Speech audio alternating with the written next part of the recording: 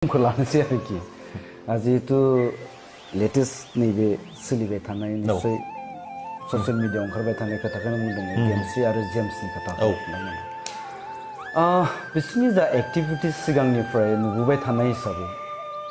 आंथ' सानो बिथांमोना दासिमबो 10-12 बोसोर बैसोनि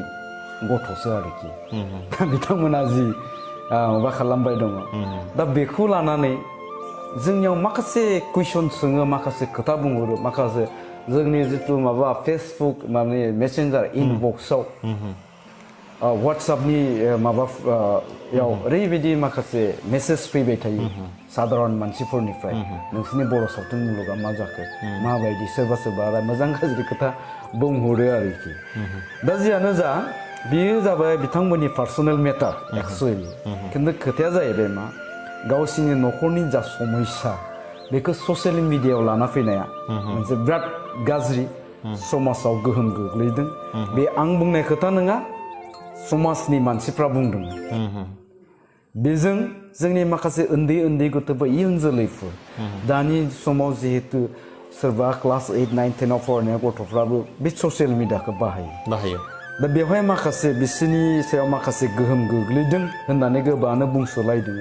आरो आंबो बेखौ सानदों दा जियानो जा खोथाया जाबाय मा खुला खुलिखौनो बुंबाय गाज्रि मोनबाबो नोंथाङा सोंनायनि थाखाय खिन्थु आंहा बुंनो गोसो गैयामोन बेखायनो सिरियै दंमोन आं रायजोफोरा मिथिनो लुबैदों खिन्थु आं मोनसे खोथाखौ बुंनोसै खोथाया जाबाय मा दिनै गेमस्रिनि जितु माबा जितु स्टेटास होबाय दङ बेफोराव आं हाबनानै नायबा नुबाय गोबाङानो मोजां गाज्रि बहुतथा खोथा बुंदों गाज्रिबो बुंदों बहुतथायानो बेनिफ्राय बिनि जितु इउटुब चेनेल बे चेनेलनिफ्राय 20+ बे साननैयाव आनसाबस्क्राइब जादों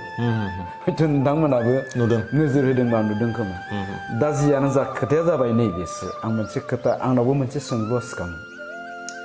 जे दिनै जे जोंनाव माखासे कुइसन खालामबाय जे नोंसिनि सावथुन मुलुगनि आमुखा आमुखिमोना मानो बेबायदि दा खोथाया जाहैबाय मा मानोथो बिसोरखौ लेंनानै लानानै थाङो माखासे जोंनि माने राजुआ माखासे प्रग्रामफोर बिसोरखौनो लानानै थाङो बिसोरखौ चिफ गेस्ट खालामहैयो नङा होमबा बिसोरखौनो चिफ गेस्ट खालामहैदों आरो बिसोरो थाङोब्लानो ओरैबायदि लोब लोब लोब लोब लोब लोब लोब लोब लोब मानसिफ्राबो फैयो दा खोथाया जाहैबाय मा जुदि बेबायदि जादोंब्ला दिनैनि दिनावहाय बैसोरखौ गाज्रि मोननायनिबो खोथा फैनो नाङा नंगौ नाङा बिसोरनि थाखाय जोंखौ बुंनांगौनिबो खोथा फैयामोन अब्ला सोर लायहोखो बिसोरो बेबायदि खालामबाय थानायनि उनावबो बिसोरनि बिराद फेन दङ दानो जुदि जोंनि सिमलायाव फैयोब्ला गेमस्रि फैदों होनना फैयोब्ला हाजार मानसिफ्रा जमा जाफैना नायफैगोन होमब्ला बैसोरखौ ओरैबायदि स्कप होआखिसै दिनै बिसोरो जि खामानि मावबाय दङ दिनै बिथांमोना ससियेल मिडियायाव जि एक्टिभिटिस दिन्थिबाय दं जों जायखौ गाज्रि होनबाय दङ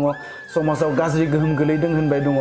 बेफोर खोथाखौ साननायनि खुनु खाबुखौनो होआखिसै बिसोरखौ खारन बिसोर दासिमबो सेलिब्रिटि बिसोर दासिमबो लाख हाजार फेन दङ नंगौना नङा दा गिबियावनो ओंखायनो नोङो बिसोरखौ जोंनि सायाव कुइसन खालामनायनि सिगां बिसोरखौ जों गावबा गावनो नेवसिग्रो नङा होमबा आं नेवसि होननानै बुङाखै